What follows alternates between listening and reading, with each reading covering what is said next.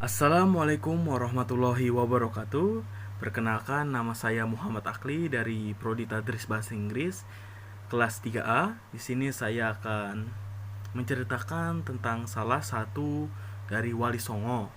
Namun sebelum pergi ke cerita tersebut, marilah kita mengetahui apa itu Wali Songo. Wali Songo sendiri diambil dari kata wali, yaitu orang-orang yang bertakwa atau mendekatkan diri kepada Allah Subhanahu wa taala, orang-orang yang memiliki ilmu agama yang tinggi atau orang-orang yang berdakwah atau menyebarkan agama Islam. Sedangkan kata songo atau sanga diambil dari bahasa Jawa yang memiliki arti 9. Oleh karena itulah wali songo berarti wali yang 9 atau wali 9. Mungkin kata wali songo cukup familiar di telinga Anda sekalian karena memang benar mereka adalah para wali atau para ulama yang terkenal di tanah Jawa maupun di luar tanah Jawa.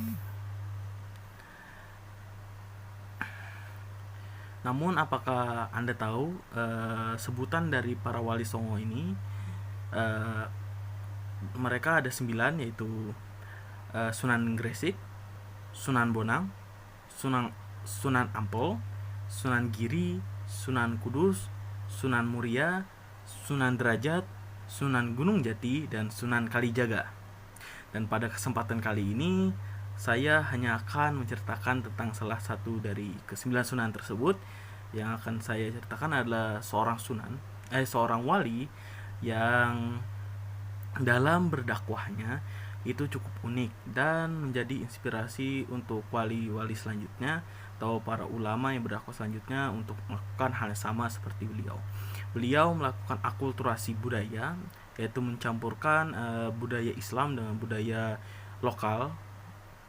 Uh, Beliau juga uh, cukup terkenal di tanah Jawa maupun di luar tanah Jawa, yaitu Sunan Kalijaga. Sunan Kalijaga sendiri memiliki nama asli atau nama lahir Raden Mas Syahid. Beliau lahir pada tahun 1450 Masehi di Tuban, sebuah daerah di Majapahit dulu. Nama ayah beliau adalah Tumenggung Wilwatikta dan nama ibu beliau adalah Dewi Nawangarum.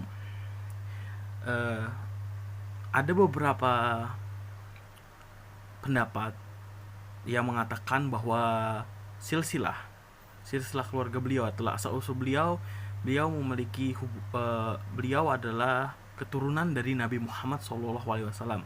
Dan ada juga yang berkata bahwa beliau adalah keturunan dari raja pertama Tuban.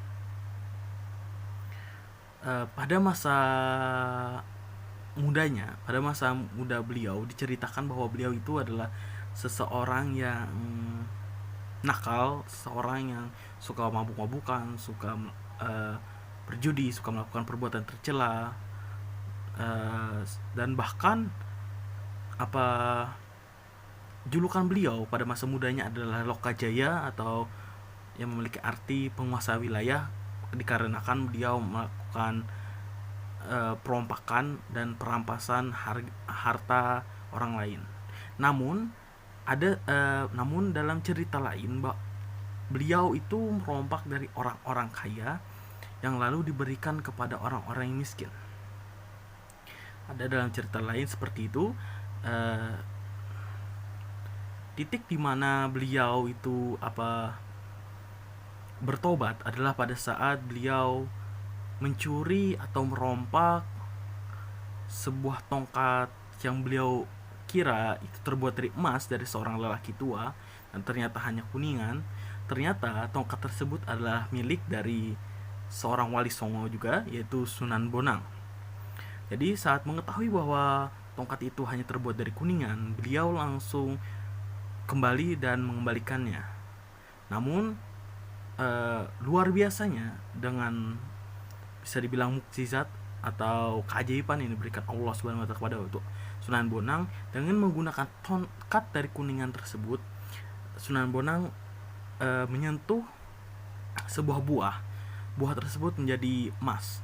Dan pada saat itu Raden Mas Syahid, ada Sunan Kalijaga pada masa itu, ingin mengambil buah tersebut. Namun pada saat ingin diambil, sudah hampir memegang, buah itu berubah kembali menjadi semula, bukan emas lagi. Di saat itu Sunan Kalijaga merasa bahwa beliau itu memiliki kekurangan dalam agama, dalam ilmu kehidupan dan ilmu rohani.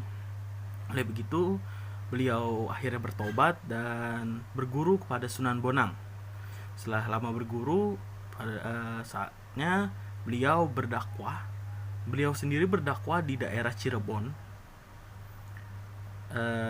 Dalam dakwahnya, beliau melakukan akulturasi atau penggabungan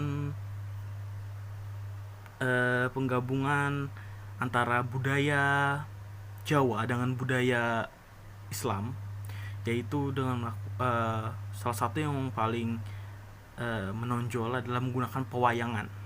Beliau menceritakan kisah-kisah Islam dengan cara berwayang, bahkan mengubah sebuah kisah wayang, yaitu seperti Petruk yang menjadi seorang muslim dan lain-lain. Tidak hanya hal tersebut, beliau juga membuat sebuah lagu yang cukup terkenal sampai saat ini, yaitu Gundul-Gundul Pacul. Itu diciptakan oleh Sunan Kalijaga. Bahkan dalam arsitektur Masjid Demak itu diarsitekkan atau dirancang oleh Sunan Kalijaga. Jadi beliau itu banyak melakukan kontribusi dalam dunia Islam, bahkan dunia budaya Jawa, yang menggabungkan unsur-unsur kebudayaan Jawa kuno atau lama dengan agama Islam. Beliau adalah salah satu dari para wali songo yang sangat terkenal bahkan sampai saat ini. Bahkan cara pengajarannya digunakan atau diambil atau digunakan oleh wali-wali setelahnya. Beliau wafat di Kadilumu, Demak pada tahun 1513 Masehi. Jadi bisa dibilang sekitar 50 tahun lebih atau 60 tahun beliau hidup dan berdakwah. Ya, saya rasa cuma itu yang bisa saya berikan kepada Anda sekalian tentang cerita dari Sunan Kalijaga yang luar biasa, yang mencampurkan budaya Islam dan budaya lokal, yaitu budaya Jawa. Terima kasih telah menonton video ini. Sampai jumpa lagi. Wassalamualaikum warahmatullahi wabarakatuh.